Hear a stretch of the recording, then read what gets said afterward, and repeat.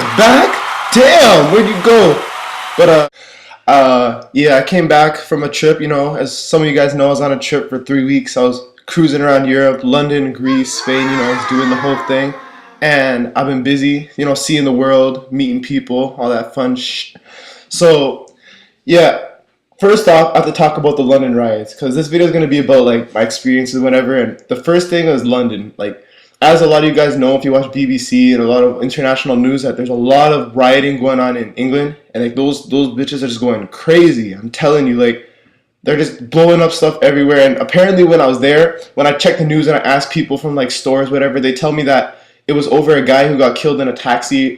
He supposedly had a gun, and the cops just killed him. So that was the reason why the riots just got pissed off at the cops and just started like breaking stuff and just going on a rampage. So that's probably the first reason. And from what I hear, they really took it out of proportion. Like, when it happened, the family said, okay, I just want to have a quiet, a peaceful protest. But the crowd's like, nah, bro. And they just went crazy with it, and then it started like connecting like all mobs do, and then just got out of hand. And when I was there, like, it was crazy because I was in like a Piccadilly Circus, which is like the big shopping center, where we're buying clothes and shoes and stuff. And then my dad tells me we have to leave like right now because there's mobs coming on both ways, and they don't know what the hell they're gonna do, where they're gonna go. So we have to hop in a taxi and freaking go all the way down to our train and get back to where our hotel is or whatever, because it's not safe. And then when we check the news, just an hour ago they blew up the building right next to the place we were at. So I was like, what the hell?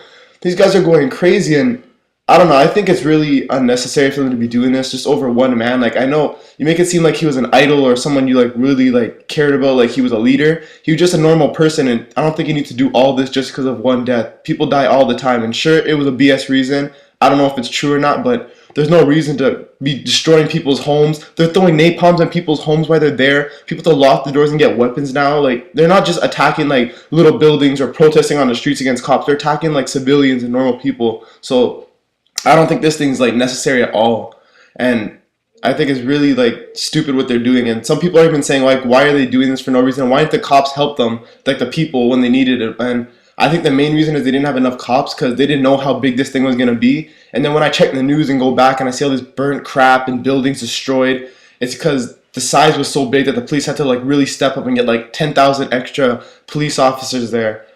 But yeah, that was pretty crazy. But England is pretty nice, Everything was cool. The museums, a lot of old buildings, and I learned about my history because I'm British on my background. So this trip was big to learn about like my people and all that fun stuff. So besides that, moving on to Greece now. First thing I learned when I went to Greece, that was the first place we stopped at, was that everybody's smoking. Like, the women are smoking more than the men. Like this is what it comes to. If I had to take all of Europe, I would say that about 60% of Europe is going to have cancer. Done. 60% of Europe's having cancer. Because everybody's smoking. I've never been around smoke every corner, every house, hotel, here, pool, here, bar, here, smoke everywhere. It was so annoying. And because my mom's so sensitive to it, she was just like, her allergies and everything was just going crazy because there's just smoke everywhere. You can't run from it. And it's just, people are just smoking everywhere. And another thing I learned about Greece is that they're like one of the most chilled back countries I've ever been to in my life. You think Jamaica and those countries are chilled back? Nah, bro. These countries are chilled back. Like, people, it's like 12 o'clock, 1 o'clock in the night, in the next morning, and people are chilling, drinking, and, smoking and just eating and whatever. Like, yo, don't you have to go to work tomorrow, bro? Like, how are you going to be, like, vacationing more than I am, and I'm vacationing in the summer, and I have no school, and you have work tomorrow, and you're out till 1 o'clock? Like, every day, there's always people out. Like, in Canada, people go in around 9, 10, maybe 11 because they got work, they got to get an early sleep, whatever. These people be out. They don't give a damn about work. It's the last thing they care about. And it was just kind of funny to see how the people, like lived in their lifestyle and whatever. And there's one thing. We went to Olympus. Like, anyone who watches Hercules, Disney, they know all that Hercules, Atlantis, no, not Atlantis, all that Hercules, Mount Olympus crap or whatever. But we actually went to that spot where all the mythology started and, where Zeus was born and all that stuff. And when I went there, there's one thing I realized about Greeks. I have nothing against Greek people or anything.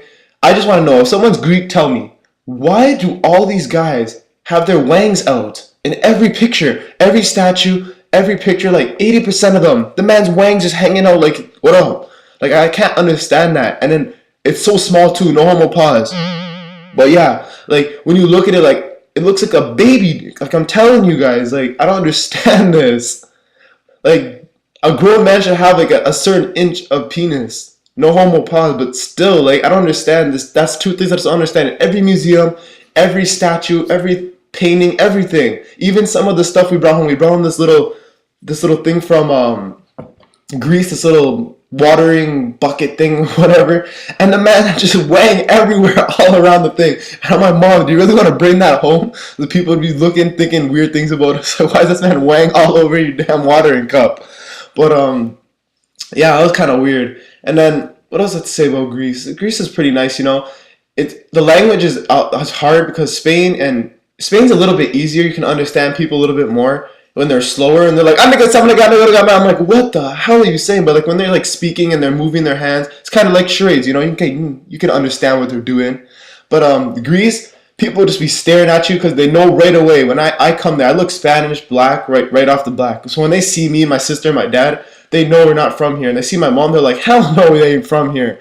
So they just be staring at us, trying to take advantage of us, all that crap like that, whatever. And I don't know, it was okay tourist spot. When you go outside the tourist spot, you never know what could happen. But yeah, it's a pretty safe country, everything's cool. And then moving on to Spain. First thing I have to say about Spain, the girls are so fine.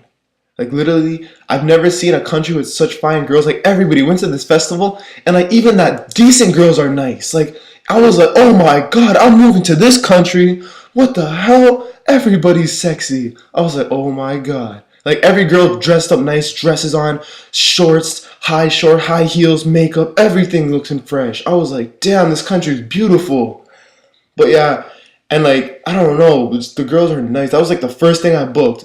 But yeah, the language is a little bit easier to understand in Spain. We didn't really see much because we were just in tour mode. Like we were just chilling and relaxing. We were down to go around seeing all the palaces and crap. But the people are pretty nice. Like as for me, because I look Spanish and it's in my background or whatever, when I go there right away, the first thing they always ask me is Espanol, and I'm like, no, English. And they're like, damn. So then they start trying to speak to me in English. But everyone thinks I'm Spanish automatically, my whole family.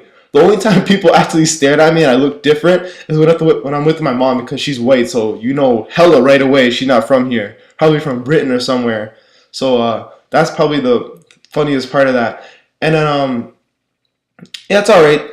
But the prices are cheap. Like when I was down there, like you can get Spain like jerseys and stuff. Some of the ones are not as high quality, but like you can get some stuff for like 40-30 bucks. And the euro exchange was probably the worst part of the trip because in Britain it's pounds and in Greece and Spain it's euro. So when we're trying to like get money, I'm like, oh yo, this is only $20, and my dad's like, nah, bro, that's 40 euro. And I'm like, what? Because you know I have to do the multiplying and subtracting and adding and all that crap, and then you get the money that you pay and then how much it comes out to in Canadian dollars, so all that crap. And in Britain it was worse because in Britain it's like I think it's 66 cents. So for every Canadian dollar, you're only getting 66 cents in Britain. And for euro, you're only getting 33 cents for every dollar. No, you're getting a dollar. Oh crap, I forgot. But you're getting messed up pretty much. But the thing that's good about Britain is because you know in Canada, I don't know how it is in America, but like in Canada, the tax eats your face. Like literally, you'll buy a pair of J's and you're like, damn, they're already $200. And then by the time you slap on that tax, you're looking at a bill at $250 for a pair of shoes. I go to Britain and literally the shoes are like 105 pounds. 52 pounds. And even if you convert that, that's only like $120, $130, $70 for a pair of shoes. And they're Jordans, like authentic, everything fresh, right out the box. And I was like, me and my sister were freaking out. Like, we're just going crazy. Buy this, buy that, buy that. Because once you get to Canada, you're not buying J's because it's going to eat your account. $200. And people are going to be like, oh, Killen, you don't get money, you know. But I don't see J's on your feet. Damn. With $200, it's crazy. But yeah, the game's coming to an end. And this is my experience on Europe. So if you like this, whatever, subscribe, like, friend, like, tell your parents, your mom, your dad, your uncle, your aunt, and I'll see you guys later.